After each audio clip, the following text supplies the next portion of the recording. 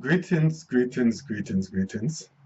It's Sean, the owner of Knowledge Bookstore, and today I just want to say a few words about representing yourself correctly when approaching a bookstore.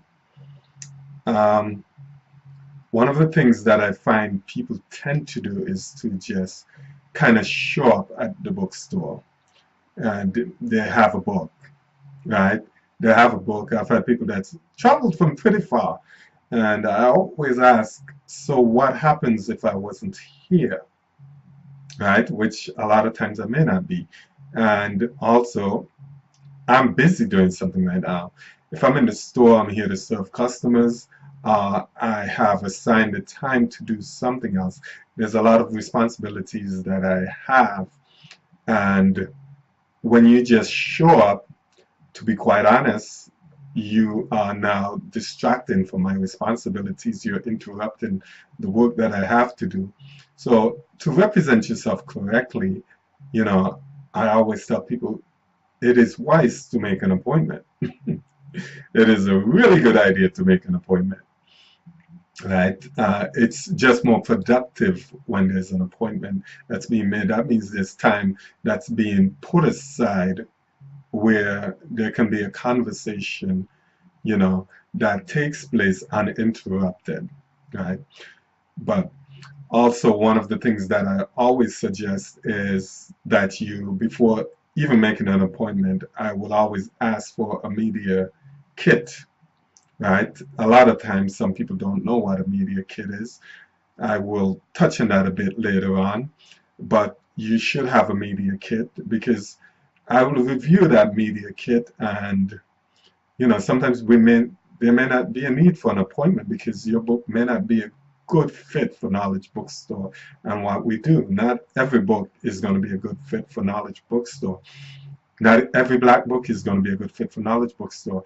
And sometimes it has nothing to do with Knowledge Bookstore itself, but it may have to do with the topic and the fact that it is not going to be a book that will sell well here due to my clientele because of the nature of the topic, right? There's certain books that don't turn over as well and may be better off in a different store, a different location than at Knowledge Bookstore.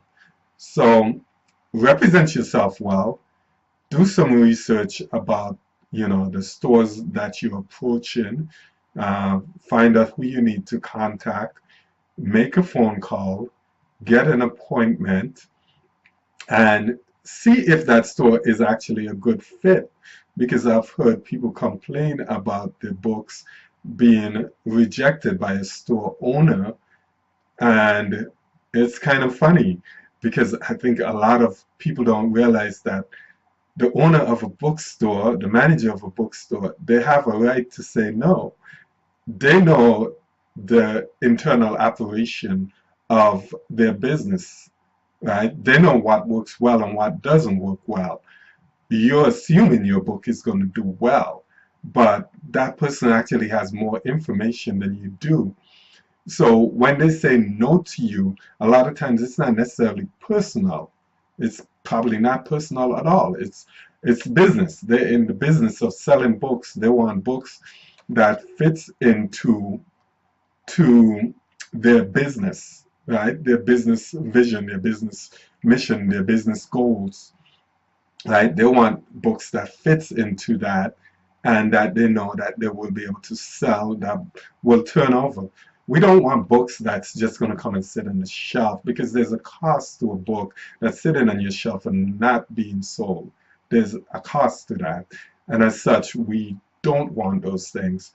So be sure that you're a good fit. And if you're not sure that you're a good fit, like I said, do some research, get to know something about the bookstore. Because a lot of people that approach me too, they've never once been to the bookstore. And if I was doing that, I would go to the bookstore before I even introduce myself and I would look around.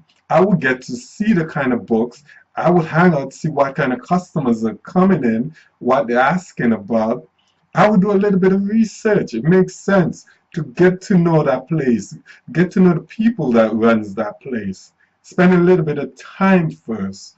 You know, it's not just about getting your book into a bookstore, but it's about knowing that you're getting it into the right bookstore. And again, there's people that's in that bookstore that you will have a good working relationship with, because that's very important to the success of what you're doing overall.